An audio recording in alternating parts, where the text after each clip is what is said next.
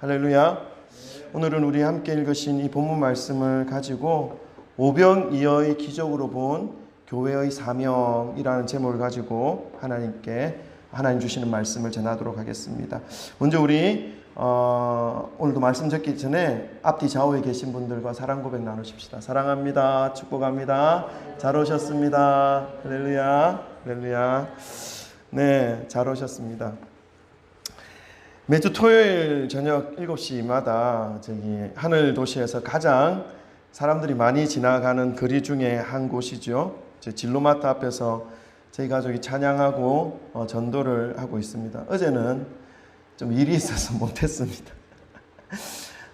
근데 전도를 하면서 느끼는 것이 있습니다. 그게 뭐냐면 생각보다 찬양을 따라 부르는 사람들이 많다는 것과 생각보다 관심이 있다는 것입니다.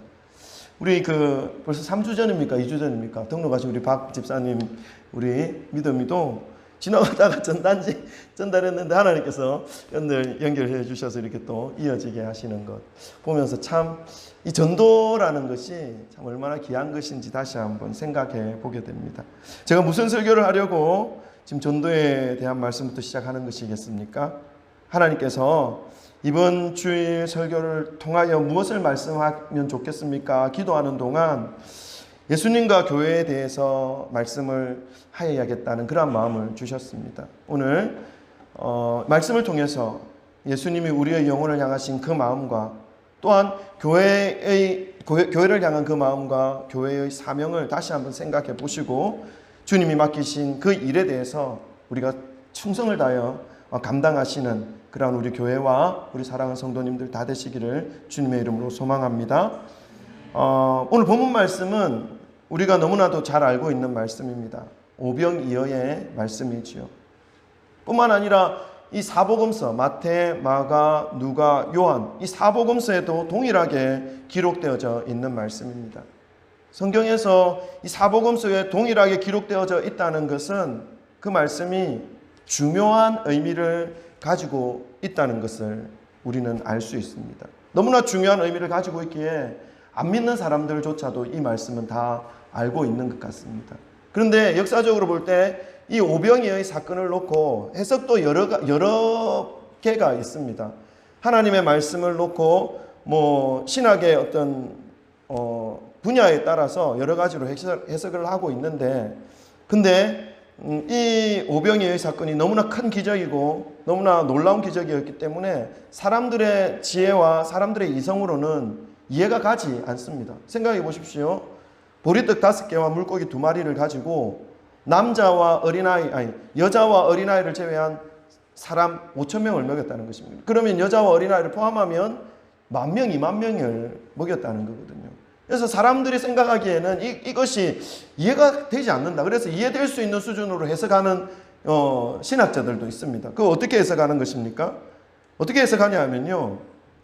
예수님이 이제 말씀을 전하러 광야로 쫙 넓은 터로 가는데 많은 사람들이 마을로부터 모였습니다. 식사 때가 되었지요.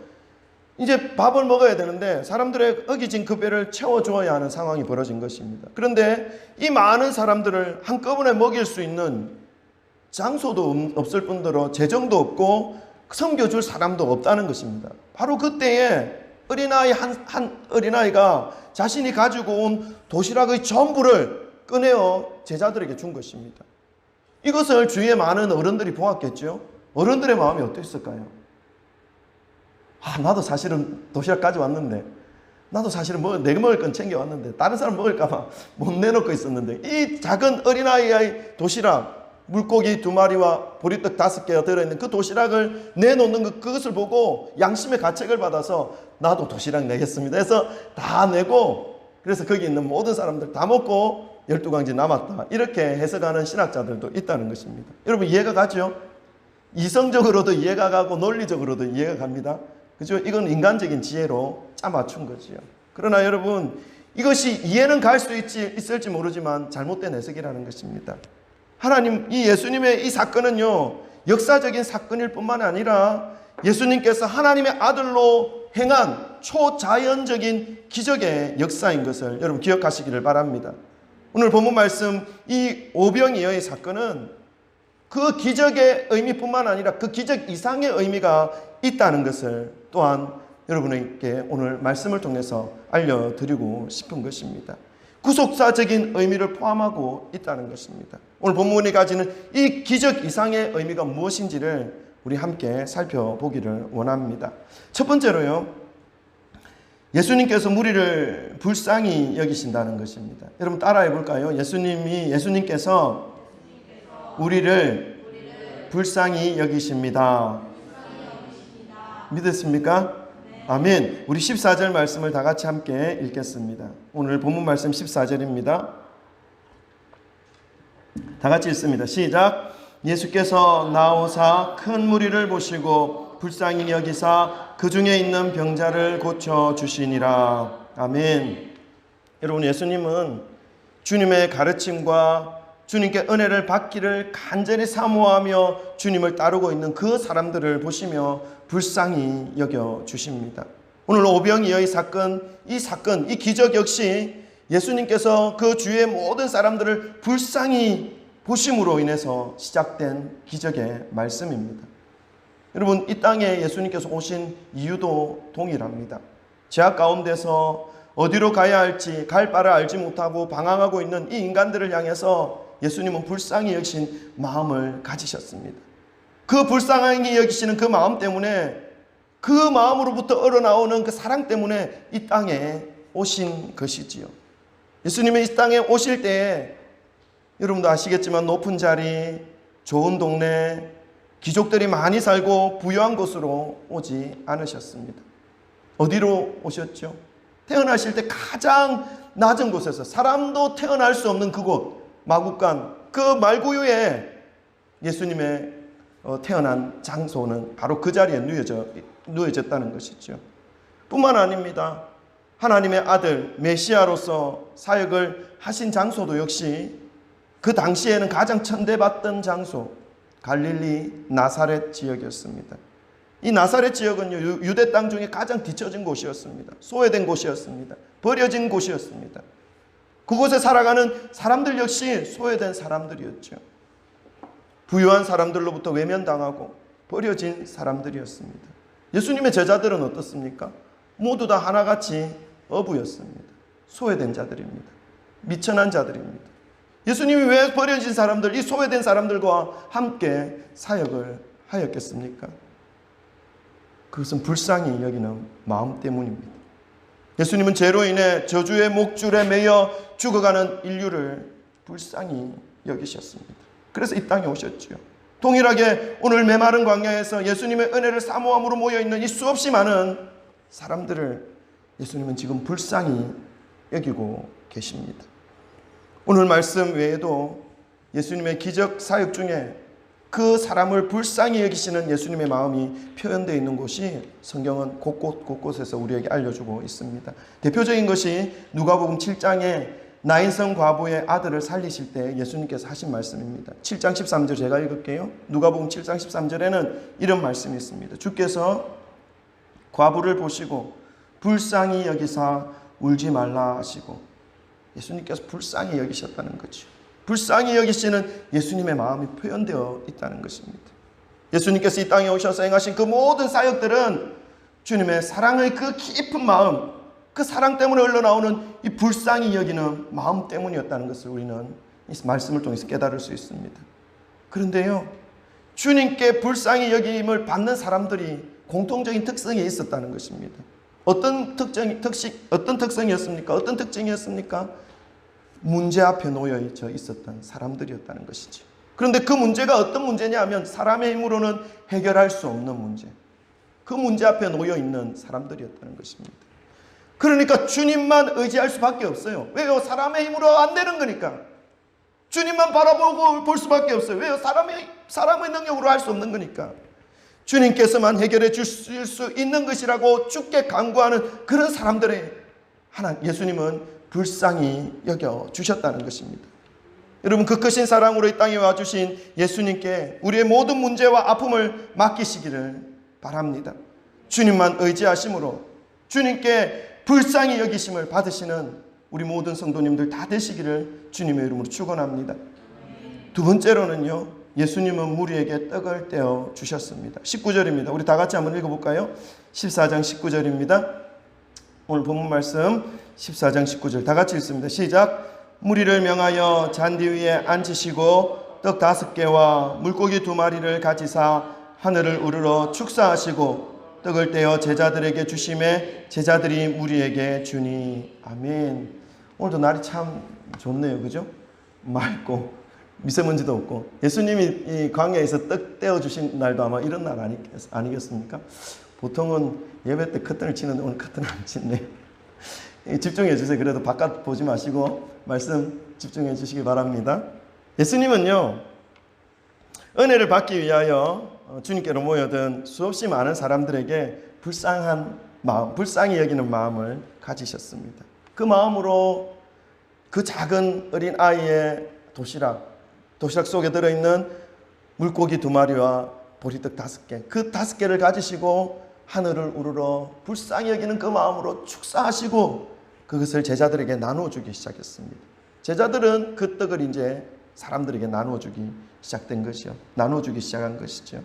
여러분, 성경에서 예수님께서 이거 떡을 떼어주신다라고 하는 이런 말씀이 나오는 이 부분은요, 예수님께서 십자가 위에서 자기의 몸을 찢어서 우리에게 생명을 나누어 주시는 사건을 의미합니다.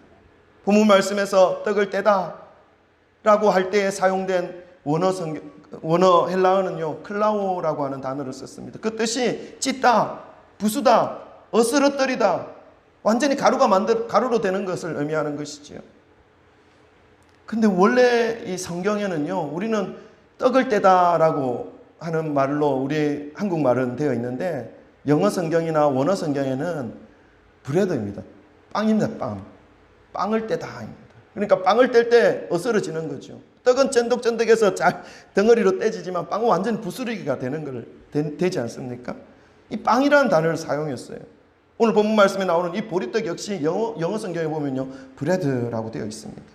그러니까 마치 빵을 찢고 부수고 어스러뜨리는 것처럼 예수님의 몸을 완전히 십자가 위에서 가루가 되게 해주셨다는 것입니다. 그 생명의 빵이신 예수 그리스도의 그 찢겨진 몸을 우리에게 떼어주심으로 우리가 죄에서 구원받아 생명을 얻을 수 있게 되었다는 것입니다.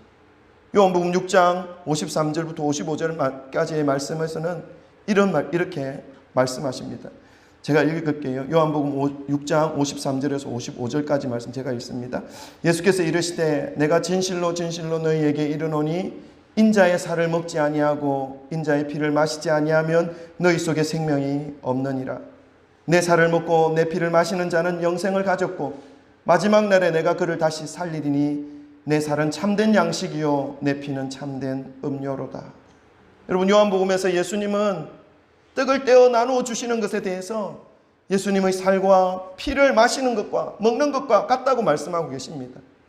예수님이 떼어 주시는 그 떡을 먹는 것처럼 예수님의 살과 피를 먹고 마셔야 우리가 살아갈 수 있음을 말씀하고 있는 것이지요. 예수님은요, 이 땅에서 죽어가는 영혼들을 불쌍히 여겨주셨습니다. 그리고 주님의 그 살과 피를 온전히 내어주셨습니다. 여러분, 우리는 예수님께서 내어주신 주님의 몸인 생명의 떡과 피를 매일매일 먹어야 하는 존재입니다. 왜냐하면 그것만이 우리를 살릴 수 있기 때문입니다. 요즘은요, 얼마나 많은 몸에 좋은 음식들이 곳곳에 있는지 몰라요. 웰빙 음식이라고 하죠. 그것들만 찾아서 먹으러 다니는 사람들도 있어요. 그런 모임 만들어서 저기에 아주 좋은 영양가 많고 맛 좋은 음식이 있다 하더라면 모여서 다 그쪽으로 가는 것이죠. 여러분, 조심해야 됩니다. 우리의 육을 살찌우는 이 맛있는 음식과 기름진 양식이 우리의 자아를 살리지 못해요. 육신은 커지는데, 육신은 살이 쪄서 너무나 힘이 세지는데 마음은요, 한없이 공허한 거예요. 심령은 메말라 죽고 있는 거예요. 그래서 영혼이니 영적인 것이니 천국이니 하는 것에는 관심을 가질 수가 없는 거예요. 온통 육신의 좋은 것, 육신이 잘 되는 것에만 집중되어 있으니까 육신의 만족을 채워줄 것들을 쫓아서 살아가고 있는 모습이 오늘날의 현실의 모습입니다. 그리고 물질적으로 부유함이 없는 세상이 되었습니다. 먹는 것 더 좋은 것 먹고 있고요. 누리는 것 더 많은 것들 누리고 있습니다. 그런데 왜 이렇게 많이들 자살을 하고 있을까요? 너무 쉽게 목숨을 던지는 것처럼 여겨지지 않나요? 매일매일 신문이나 어떤 뉴스를 볼 때마다 정말 하루에 한 건 정도는 그 기사가 뜨는 것 같아요. 왜 이렇게 폭력이 난무하죠? 어제 뉴스를 보니까 제주도에 폭력 하셨습니까? 끼어들게 해서 왜 끼어드냐고 이렇게 좀 빵빵거렸겠죠. 그럼 창문을 열고 애도 있고 8살 난 아이도 있고 와이프도 있는데 창문 속으로 폭행을 하는 거예요. 폭행을. 왜 그렇죠? 또 한강에 몸통 시신이 있었죠. 뉴스 보기가 너무 무서워요. 왜 이런 일들이 벌어지는 것이죠? 육신은 기름진데 몸집은 커졌는데 마음은 한없이 망가져 있다는 것입니다. 마음은 한없이 약해져 있다는 것입니다. 영혼은 더 메말라가고 있다는 증거이지요. 여러분, 육신적 양식이 지금 필요 없다라고 말씀드리는 것 아닙니다. 그러나 그것으로 한 인간의 삶을 건강하게 영위시킬 수 없다는 것을 말씀드리고 있는 것입니다. 오늘 예수님은요, 은혜 받기 위해 주님을 바라보고 있는 수없이 많은 사람들의 그 육의 양식을 떡을 떼어 주심으로 채워 주셨습니다. 뿐만 아니죠. 이 말씀은 예수님께서 자기의 몸인 생명의 떡을 십자가 위에서 어스러뜨려서 나누어 주실 것을 의미하고 있는 것입니다. 여러분, 예수님의 피가 생명임을 믿으시기를 소망합니다. 예수님이 떼어주시는 그 떡이 생명을 유지하게 하는 영혼의 양식인 것을 믿으시기를 소망합니다. 예수님을 믿고 그 살과 그 피를 먹고 마시는 것은 신앙생활하는 것에 있어서 무엇을 의미하는 것인지 여러분 깨달아야 되는 거예요. 그것이 뭐냐면 예수님의 피를 먹고 예수님의 살을 먹고 예수님의 떡을 먹는 그것이 신앙생활하는 데서 어떤 것이냐면 생명의 양식인 하나님의 말씀을 날마다 먹고 마시는 것을 의미하는 것입니다. 이 생명 양식 없이는요, 누구도 살아갈 수 없음을 성경은 말씀하고 있는 것이지요. 예수님께서도요, 주님께서 떼어주신 이 생명의 떡이 무엇인지에 대해서 마태복음 4장 4절에서 이렇게 말씀해 주고 있습니다. 제가 읽을게요. 마태복음 4장 4절입니다. 제가 읽습니다. 예수께서 대답하여 이르시되 기록되었으되 사람이 떡으로만 살 것이 아니요 하나님의 입으로부터 나오는 모든 말씀으로 살 것이라 하였느니라 하시니, 신명기 8장 3절의 말씀을 예수님께서 인용하셨지요. 사랑하는 성도 여러분, 예수님은 자신을 모든 사람들을 살릴 수 있는 생명의 떡으로 내어주셨습니다. 또한 이 생명의 양식인 말씀을 내어주셨습니다. 이제 우리는 그 말씀을 매일매일 받아 먹어야 되는 거예요. 그렇게 함으로써 이 땅에서 더욱더 풍성한 삶을 살아갈 뿐만 아니라 영원한 생명을 풍성하게 준비할 수 있게 되는 것입니다. 주님의 말씀으로 영과 육이 건강하여져서 주님이 주시는 그 사명을 이루시는 우리 모든 귀한 성도님들 되시기를 주님의 이름으로 축원합니다. 세 번째로는요, 마지막인데, 예수님은 모든 사람을 다 배불리 먹이시고요 12바구니를 거두게 하셨습니다. 우리 20절 말씀 한번 읽어볼까요? 20절입니다. 20절 말씀 다 같이 읽습니다. 시작. 다 배불리 먹고 남은 조각을 12바구니에 차게 거두었으며. 아멘. 여러분, 오병이어에 대한 말씀을 설교로 많이 들었을 줄 압니다.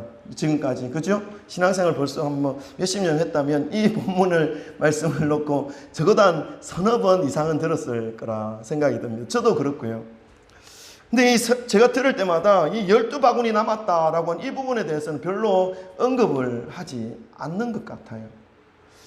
저도 이제 이 부분을 설교를 준비하면서 이 12바구니 남았구나 하고 그냥 덮으려고 했어요. 그런데 이 부분도 분명히 하나님께서 뭔가 말씀해 주시고자 하시는 것이 분명히 있을 거다. 더 묵상하고 했습니다. 여러분, 성경에는요 12라는 숫자가 종종 등장합니다.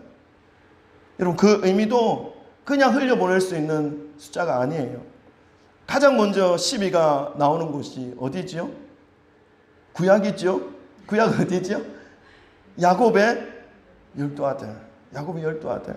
이 야곱의 그 아들과 그 자손들이 무엇이 되는 것입니까? 이스라엘의 12지파가 되는 거예요. 10이라는 숫자 계속 나와요. 그리고 그 12지파를 통해서 하나님은 무엇을 이루어 가시죠? 이 땅의 구원, 하나님의 구속사역을 이루어 가게 하십니다. 신약으로 넘어오면요, 또 10이라는 숫자가 나와요. 뭐죠? 12제자. 아멘. 믿음이 할렐루야. 12제자. 예수님의 12제자예요. 가룟 유다가 예수님을 배반해서 양심의 가책을 느껴 자살하였지만 마띠아를 뽑아서 12명을 채웁니다. 그죠? 이 12명의 사도를 통해서 무슨 역사가 나타납니까? 성령의 역사가 나타납니다. 성령의 역사로 인해서 무엇이 탄생되죠? 주님의 몸된 교회가, 이 12제자, 12제자 사도들을 통해서 교회가 형성되는 것입니다. 그 교회들로 인해서 온 인류의 구원사역이 지금 전 세계로 뻗어가고 있는 것이지요. 여러분, 예수님의 이 구원사역이 지금 무엇을 통하여 이루어지고 있습니까? 사도들은 이미 세상을 떠나 천국으로 올라갔습니다. 그러나 그 대신 그 사도들을 대신해서 사도들이 진행하였던 그 천국 복음과 영혼 구원 사역은 오늘날의 교회를 통해서 전파되고 진행되고 있는 것입니다.